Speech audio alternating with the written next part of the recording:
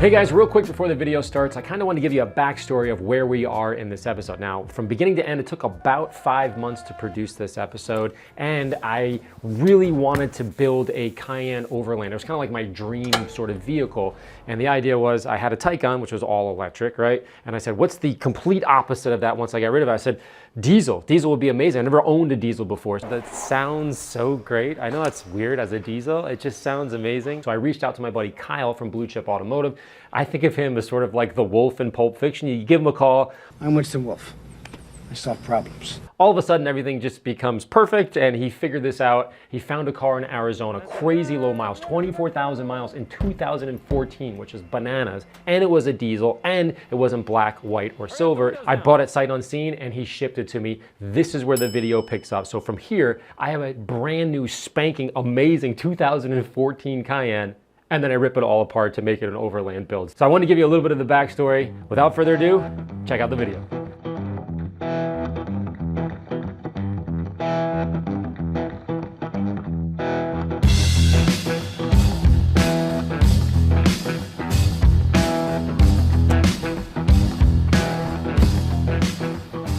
First time she's in the AMMO studio. I can't stop smiling. The seat is so comfy. The sounds so great. I know that's weird as a diesel. It just sounds amazing. You know when I first met my wife, I know it sounds crazy, why am I making this analogy? I first saw her from across the room, I was like, I'm gonna marry that woman. And I actually said that to my roommate in college, who was one of my best man at my wedding. I was like, I'm gonna marry her. I remember he was like, what? You don't even look. It's like, I don't know what it is. I've imprinted on this car. This thing is freaking amazing. I'm in love. I'm glad you like it. It's an awesome car. Like, it is super clean for being a 2014, low mileage. 24,000 miles, that's like a white whale. I mean, it's like hard to find that. It's a really nice color. I love the umber metallic. Yep. Also, umber and tartufo interior. Super rare. You don't see this on a lot of 958s. There's no way anyone sat in that back seat. Just not possible. Thank you for finding it. Yeah, thank you. I really appreciate it. This is awesome. Well, on to building an Overlander. With the perfect Cayenne now in its new home, thanks to Kyle, step one was to head down to J&B Bodyworks, the boys that painted and restored the AMMO 964 and the AMMO R8. I'll put a link to all those videos in the description below. Anyhow, this is the beginning of taking apart a perfectly unmolested car, then ripping it to pieces. So step one is a chrome delete package. My home. How are you? Good to see you. Long time no see. Check her out. What do we got over here? What is this thing? 2014 Cayenne Diesel. Here's the plan. I'm taking it to Eurowise. The guys are gonna make this like an Overlander to end all Overlanders. We're putting very cool. A rack up here, monster tires on it. Nice. A bumper in the rear, bumper in the front, tubes, the whole thing. It's gonna be on a push bar, all that. For whatever reason, there's chrome bits absolutely everywhere. I think it throws. That's gotta go. Yeah, it's a little old school. We gotta get rid of that. So if we can make this matte to match this here, I think that makes sense. Very cool. Same thing here. I want this color matched. And then the exhaust, I'd love to matte that out too. Awesome, so we'll do matte black everywhere just to match all this so everything looks nice and uniform. Clean it up, make it look a little modern, a little off-road. I like it. Sounds like a plan, sounds like a plan. Appreciate it. After a few days work at J&B, I arrived back to check on the Cayenne's progress. Now, if you're unfamiliar or unaware, J&B works on the craziest cars every day. Just insane projects, and are wildly considered the best body shop on the East Coast. Mikey! Hey, what's up, man? What's up, man? How are you, brother? Good to see you. What's going on with the Cayenne? Oh, you haven't heard? No. All right, you gotta check this out. Wow, look at this. Good on, bud. How are you? Good to see you. Good seeing you. So, what did you do? It's looking good, right? Yeah. So look, we blacked out all the chrome, debadged this whole thing, but I know how you are about your paint. We wanted to get it absolutely perfect. So we're doing a next level paint correction, something you don't see every day. All right, what are the steps? What'd you go through? So we started with 1500 grit sandpaper, moved on to 2000, 2500, 3000, 5000, 8000.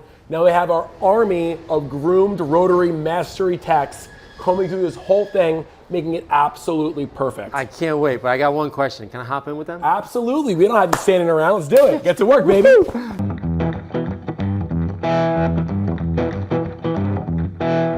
While the boys were rotary polishing the sanding marks out, Joe Sr. came over to inspect the work as he does on every single car.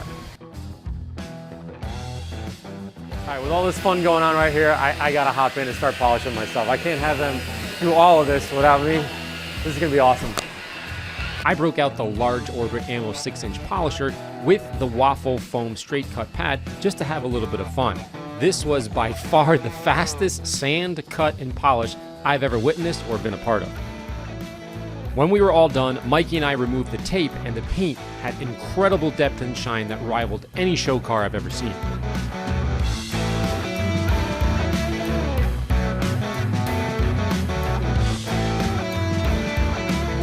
When I came to pick up the Cayenne a few days later, J&B surprised me with a matte wrap over the show car finish to protect it and to sort of give it this outdoorsy look consistent with an Overland build.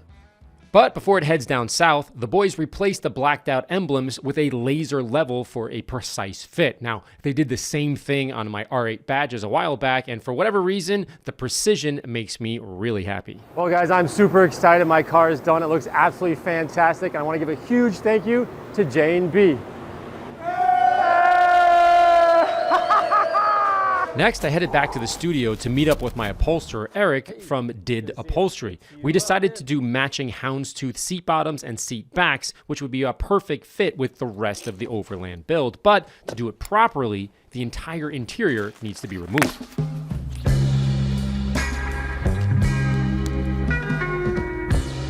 The next day, I went over to the upholstery shop to find out about the next steps.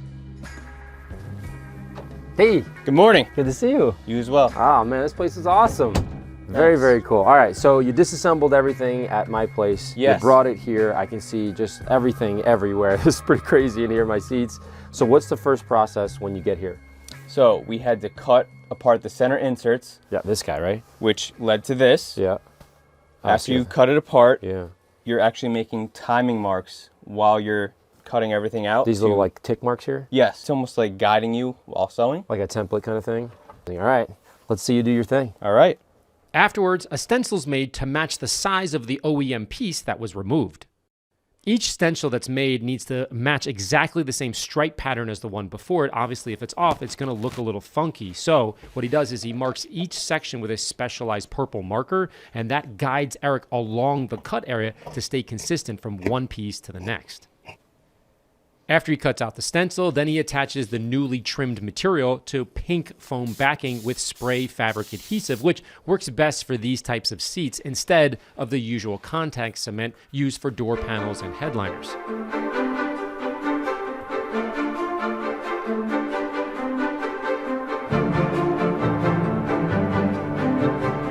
With my color thread weaved into the industrial sewing machine, it was now time to be really careful and install the houndstooth back into the original leather. So here's where it gets really interesting. For the very last stitch, Eric manually rotates the machine to slowly place the needle in the pre-existing hole to match the OEM finish precisely. In other words, he's not making another hole. He's not puncturing the leather again, and you can kind of see that in the background. No one's ever going to know that this is aftermarket because there's no extra stitches. With the houndstooth back on the OEM leather, now we have to reinstall it back onto the cushion itself. First, you have to run the wires to the heated seats, then attach the hog rings to the metal wire inside to stretch the material for a perfectly tight fit. You didn't say hi. I said this before and I'll say it again. This process is astronomically tedious and frustrating. Every piece is a battle. Every corner is fighting you to get over the cushion. So to see it finish and look OEM is quite a feat. A few days later, after arm wrestling the leather, Eric came back to the studio and we reinstalled the new seats. However, take a look at something I'd never seen before. It's a button on the lower B pillar right behind the driver's side seat. I have no idea what it does. It looks like a signal or alarm sensor in that picture that's on the button. I have no idea what it is. If you do, leave a comment below. Once everything was installed, the interior looked so much better than OEM. Eric is an amazing technician. I have a link to his website in the description below. Just keep in mind, this was so much more work than I put in the actual episode. He's incredible, and it was an honor to have him work on my car. Bright and early the next morning, I sent the chrome-deleted, matte-wrapped houndstooth diesel down to Eurowise headquarters in Charlotte, North Carolina. Well, guys, we're all set. Car's on the trailer, heading down to Eurowise. I'm super stoked. But it's freezing. Time to go inside. A few days later, I hopped on a plane to see the famous Eurowise lair I've heard so much about. So we're here in sunny Charlotte, and it is absolutely freezing. I'm getting picked up by the Eurowise guys, and apparently something pretty cool. Josh, nice to meet you, man. Jordan. Jordan, nice to meet you, man.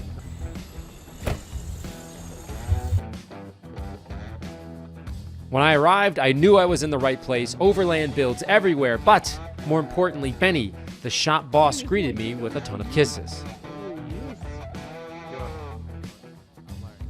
What's up? How are you? Good to see you. Hugs. Likewise. Oh man, this is exciting. Beautiful shop. Tell me about the build. What's going on here? All right, so we met in SEMA. Yes. And Larry said, hey, I want to build this 958 that I just bought. I want to make it really cool. I want to overland it. I want to be able to go to the baseball games. I want to go play sports. I want to be able to jump on top of the roof of my car. I want to add a ladder. That was the most important thing that Larry said he wanted. At the time, we didn't really make products like that had ladders or anything like that built into it. So specifically for his car, we developed a tubular rear bumper and actually added an attachment to have a ladder built into it.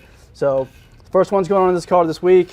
We're going to install it here and show you guys what it looks like. On top of that, we did front bumpers, we did JRZ coilover suspension. We worked directly with JRZ to build an Overland lift coilover setup. Combined with our adjustable upper control arms and subframe drop, we're able to lift the vehicle up to 3 inches. On the roof, we have a modular aluminum roof rack that we build and install. That's fully installed. To do that, we have to drop the headliner, pull the interior apart, get all the roof drilled and mounted and everything like that. This thing, I'm so pumped. And you can actually walk on it too. Yeah. That's gonna be. We're doing that for baseball reasons. I want to be able to go up there, put a chair up there, be able to watch a baseball game, which is cool. But I'm seeing behind you now. This is like a dream come true. These are absolutely unbelievable. As you guys know, I am in love with the D90s on the 964. In fact, we made a bigger version of that. I have that in the video, but. When you came to me and said, what wheels do you love? I said, D90s, and you went crazy, and I'm sure you catted this all out and did something special. So describe a little bit about the process of building this. Sure, so we stock a bunch of forged blanks now. This is a new company that we're coming out with just specifically to the Cayenne Overland market. So it's a forged 18-inch wheel, and we machined it to pay a little homage to the D90 wheel. It's an 18-inch version. We engraved so the AMMO cool. logo into it, and it is a 50130 bolt pattern. This is something that you actually provide now? Yeah, so the new company, EF Wheels, we're going to make 3 or 4 designs specifically for the Cayenne and the Touareg, and yeah, we will be releasing this later this year. So the new bumper is over here. Ah, yeah, look at that. So this is our prototype tubular rear bumper. It is a dual swing out action bumper, which means they independently open up and lock into place. Oh, that's so crazy. And you have a bottle opener. Yeah. That's amazing. The detail is just crazy. Look, even in here it says Eurowise. Here, Eurowise logo. Just really beautiful. Yeah, the bumpers we make now are for the earlier models. So the 958 is a new one for us. This is the first one we've made. We do offer the swing outs in different platforms, so you can have one with the gas cans, water tanks, traction board mounts, you name it. Mainly whatever accessory you decide to use whenever you're going off-road. And also a universal bolt pattern for a full-size spare. So yeah, we're really proud of how these bumpers come out. It has a ladder, it's the first one we've done. We're gonna test it out this week and see how it works. Keep in mind, Eurowise has an off-road department, which is where my Cayenne is now, an exotic and sports car division, a service department across the street, manufacturing facility where they're doing all the welding and making all the parts, and of course, their online store and warehouse. As I've learned over the last couple of days here, Mike is a bit of a fanatic about everything, including his custom shirts, his hats, stickers, everything is made in-house, completely insane. Now watch what he does to a Cayenne. Look like, Yeah. a couple weeks ago or whatever. Yeah, this is kind of the life of the bumper. I have a fabricator, Eddie build the bumper, and then the swing outs get attached, and based on whatever the customer orders, we'll outfit the arms accordingly. It's so like refreshing to know that it's like made here. Yeah. Everything is done and then it gets put on the car. That's what makes it so, I can't think of a better word, but special to me. Yeah, we take a lot of pride in our product. there's definitely ways to cut corners in this business. You know, you can do things with cheaper materials or thinner materials. You know, we go with 1/4-inch thick steel tubing versus something else, you know, just so it can be strong enough to use a winch and actually tow a vehicle. You know, we add extra gussets in places that typically wouldn't need gussets. You know, we try to engineer and build them, overbuild them to where you don't have any issues. You can use them for proper recovery. You can use them to do whatever you want to do, and it's not going to fail, you know. And we take a lot of pride in our work. A lifetime warranty on everything that we sell. If it's got a Eurowise name on it, no questions asked. If you bought it from us, we'll warranty it. Real quick, before we get too deep into the build, I'll have a full behind-the-scenes tour of all of his facilities and manufacturing plants on the Ammo Studio channel, but just know that this guy is absolutely next level. After everything is welded, it heads over to the powder coater, but before the color is laid down, you first have to sandblast the material to make it clean, obviously. So here's the before, here's the during, and which was crazy loud, by the way, then the after. It looks incredibly clean and ready to go into the booth. From there, the parts are hung in the powder coating room, primed, and then wheeled over to the largest oven I've ever seen, baking over 375 degrees. And once the baking is done, it's pulled back across into the paint booth and powder coated black. As I said, this stuff is real nice and very, very specific. For now, Mike is focused on installing the tubular front bumper. Again, he welds all of this in-house, and it can be found at his website, shop.eurowise.com. Next, Mike and the team replaced the factory bumper over the new powder-coated bumper and then pulled the wires through, getting ready for the new rigid light installation. In addition to the coilovers, we will be installing our 1-inch subframe drop. In some occasions, depending on how much lift you go on the Cayenne chassis, we recommend dropping the subframe. What that does is correct the axle geometry. When you're pushing the hub down or the lower control arm down, your CV axle actually follows that angle, and when you have too much articulation or angle, it'll actually bind the CV joint and cause issues later on down the road. So what we do is install the subframe spacer right here between the frame rail and the subframe. What we do is drop that down, and when the front transfer case is actually attached to the subframe, whenever it drops down, the axle geometry is corrected. Next, he installed the skid plates with riv nuts, which I've never seen before, and it's very cool. Attached skid plate, you know, there's no provisions in like the frame rails for bolts or anything like that. So we actually include these riv nuts, and they actually have threads built into them, but to install them you need a special tool, this riv nut tool. So what I'm doing now is setting them into the frame rail. So now there's a blind hole there that's now going to get. So now, what used to not have a hole, now has a hole with threads in it. At this point, we're installing a spare skid plate underneath the car, one he had just lying around the shop, just to go on our trip in the next few days, because my real skid plate is actually back at J&B Bodyworks getting the Alex Alpert treatment. You guys remember him from the custom blower build a few months ago. The guy's incredibly talented. Anyhow, he's back creating custom artwork for the undercarriage of the Cayenne, which is super cool. I'm honored to have a piece of his artwork on this project. With Mike working on the front of the car, they pulled out the new GT3 with the custom Eurowise exhaust, and it sounded absolutely insane. In fact, the cameras couldn't even pick it up. It was so loud and just beautiful. So they do a lot more than Cayennes, believe me.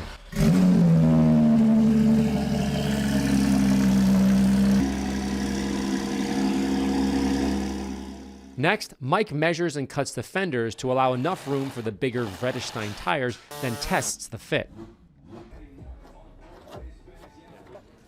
As you guys know, I really appreciate the little things, so check out the color of my bolts on the custom wheels. Black and red, of course, AMMO colors. Mike leaves no stone unturned. That's why I love this guy. All right, so we got our AMMO 90s on here with the Pinzas from Vredestein. Thing looks absolutely amazing. So right now what we're doing is put the wheels on, just kind of get the look and feel of it. We're gonna put it down, kind of look at things, make sure everything's good, and then we're gonna put the rear bumper on. Pretty stoked. The custom AMMO 90s are wearing the Vredestein Pinza all-terrains, just like the new electric Ford Lightning we drove all those months ago. I chose these because I was thrilled with my test on the Ford. They're rugged, they're quiet, and they handle really great on the road, which is honestly where I'm going to be most of the time. These in particular are the 275 65 18s with the 4-groove tread pattern that's going to be put to the test in the woods at the end of the episode. I make a total mess. Make sure you watch to the end. If you're unfamiliar, Vredestein is a European tire manufacturer over 100 years old, designed by the legendary design house Giorgio Attal Design, and is the same brand I have on the Audi R8 as well. The bottom line is I had a great experience with the Lightning on and off-road and wanted the Cayenne to ride just as smoothly. With the Pinzas now on the ground, the stance and the aggressive look is exactly what I wanted, but we did need to measure the dead cat space, or the distance between the top of the tire and the bottom of the wheel well, to ensure they're consistent both front and back. After a quick height adjustment, we crashed for the night and started again fresh in the morning. All right, so I'm going to do a little bit of wiring this morning. We're going to wait for the rigid lights to come in. So we went ahead and pre-plumbed all the wiring to get to the lights. So that's a little bit easier. Now I'm going to install the controller holder. We use these Bluetooth controllers. That makes it really simple to run wiring. For guys that don't like fishing wiring through the firewall or the bulkhead, this makes it really simple. It's all Bluetooth. So basically you can turn all the lights on remotely from this Bluetooth controller. It comes with this bracket that's magnetized. What we do is we did 3D printed a bracket that fits in. It replaces an OEM trim piece on the dash. So it clips right in place, and what I'm doing now is just transferring the magnetic strip to this trim piece that we've made. So that way, when it's all said and done, the new controller just snaps right in like that. He first removed the factory trim piece, then shaved the edges off the 3D printed holder and mounted it to the dash. What's cool about this setup is that there's batteries inside the housing of the controller, so it's super easy to replace, and there's no wires needed that have to go through the firewall. Next, he replaced the factory shift knob with a custom wooden knob made in Finland, constructed with 10 layers of oak and smoked ash wood, then glued and compressed together, hand-carved, making each one of these unique. Base twists sideways like that. Pull the knob forward, like that pops off. To use the shifter, pull up on the knob and shift as you normally would. Such a simple upgrade that ties together the interior with the matte finish outside and, of course, the new houndstooth inserts. Absolutely unbelievable. One of my favorite upgrades. Out back, we're still missing the bumper, so the team unbolted it from the stand and then mocked it up on the car for the very first time. To do that, the exhaust pipes were dropped for a little bit more space, and then it was held into place for testing. With the tubular rear bumper now sort of sitting in the right place, they test fitted the bumper, and so far so good. So they removed it again and then torqued everything down for good. With the rear lights plugged into the bumper, they reinstalled it, and look how clean this looks when it's done. 100% factory fit and finish. I love it. Now, just like the front, because we have a much more aggressive bumper, the plastic trim and the small bits of wheel well need to be trimmed to fit the aggressive bumper.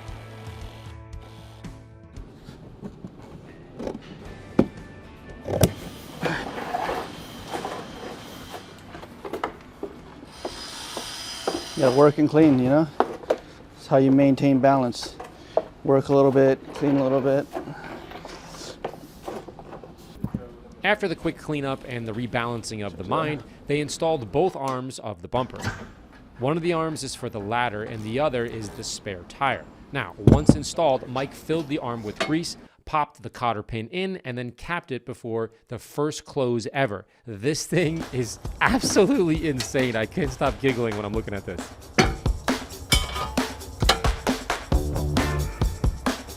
Just then, after the bumper was installed, my new lights from Rigid and the new roof rack Pelican cases arrived. To get those installed, we needed to build the roof rack first for both the lights and the cases to sit on.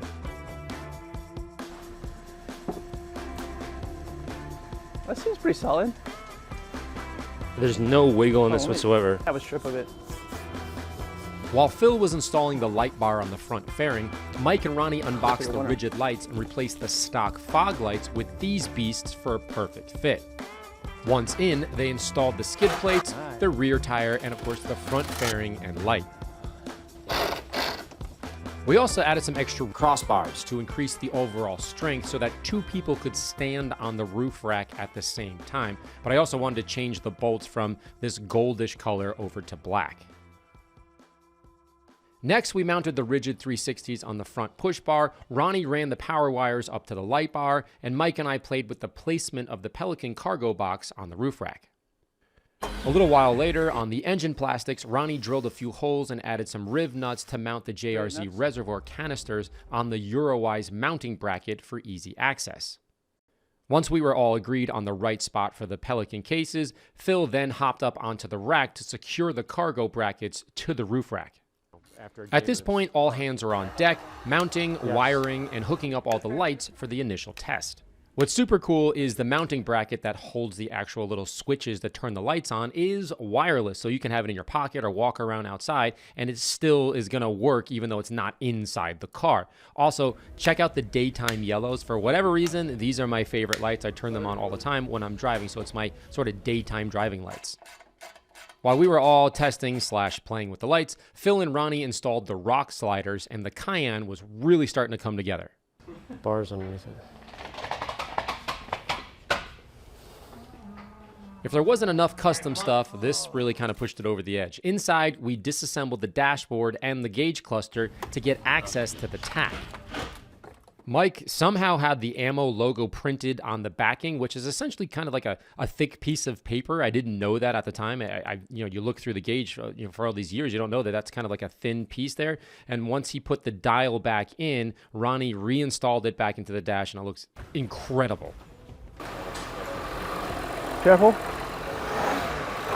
Lastly, the headlights were put back in, and then we did some quick testing and tweaking and cutting and sanding and torquing, and finally the official Eurowise off-road badge was centered on the engine plastics, and I pulled her outside for the very first time to check out my amazing makeover, but it was really late at night, so I didn't have any light, so we're going to have to do that tomorrow.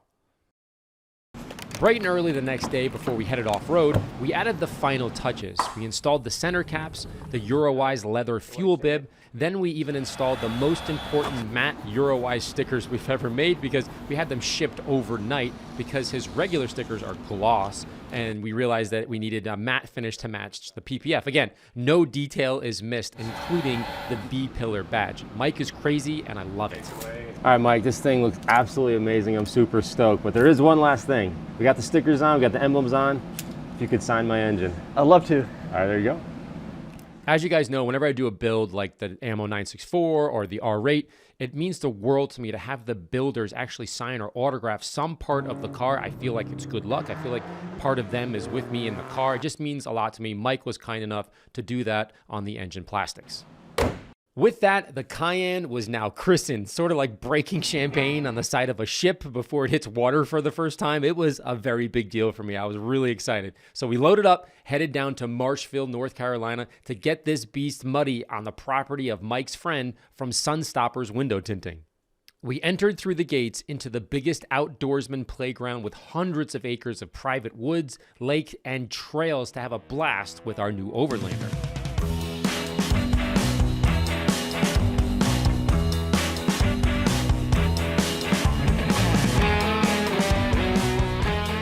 This is exactly what I had hoped for in a car. A capable off-road Cayenne that looks great, rides comfortably, but it's still realistic, meaning I'm gonna drive it on the highway, I'm going to go get groceries with it, I'm gonna pick up my family at school. It's perfect fit for me. It's not too extreme, it's not unlivable, but at the same time, it's not just another SUV. Eurowise killed it.